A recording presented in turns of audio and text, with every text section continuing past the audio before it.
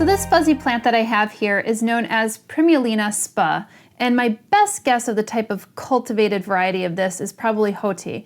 And the reason for that is because this flower head that's just about to emerge, which unfortunately it's not in flower right now, but it will give off a yellow bloom. And I have to say that this is a wonderful bloomer because it's pretty much blooming about 75% of the year since I've actually moved it over into underneath a fluorescent light near my northeast facing window that gets a little bit more colder drafts in the fall and winter months. And I think that's an important point because I think for these guys to be able to bloom again, you don't want to constantly give them that kind of room temperature 60, 70 degrees or so Fahrenheit. You want to bring in a little bit of cooler temperatures in order to be able to induce the bloom.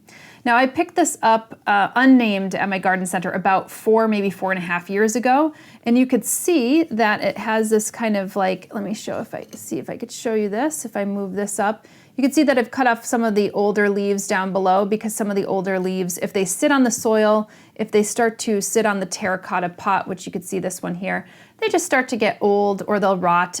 This is in the Gesneriads family, and you know, with those species in particular, they don't like to get water on their leaves, so you have to be very mindful when you're watering them. If they sit on terracotta, which again, you could argue that this might be better in a plastic pot rather than something on terracotta, it will start to, you know, make the leaves turn a little yucky and not as pretty. So that's something just to keep in mind. And obviously I'm not doing that with mine, but it grows fine and it flowers, like I said, very beautifully.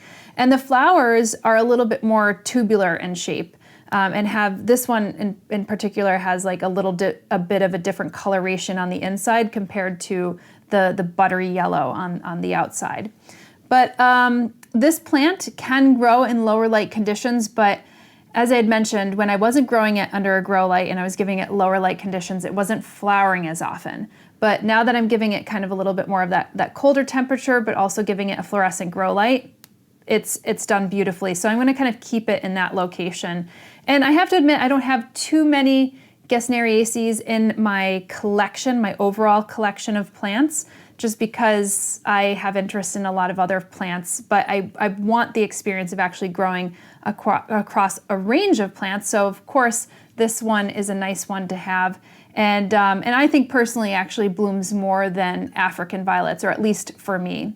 So if you're growing Primulina, and you have a little bit more of a way that you're actually taking care of it, I would love to know. For me, on the fertilizing side, I just do it more on a bi-weekly to a monthly basis, and I'm doing something that's very low, typically usually low in nitrogen, so I might just do a well-balanced fertilizer of a 1-1-1 or even a 0-5-1, because as this is starting to bloom, which right now I'm filming this a bit more in the winter months, so I'm not really going to be giving it a bloom boost or anything like that, but I will give it like an African violet bloom booster during the spring and summer months if it happens to go to bloom. But typically in the winter months, I'm not actually fertilizing this. So anyway, hit me up in the comments below and let me know how you're taking care of this plant, because inquiring minds want to know.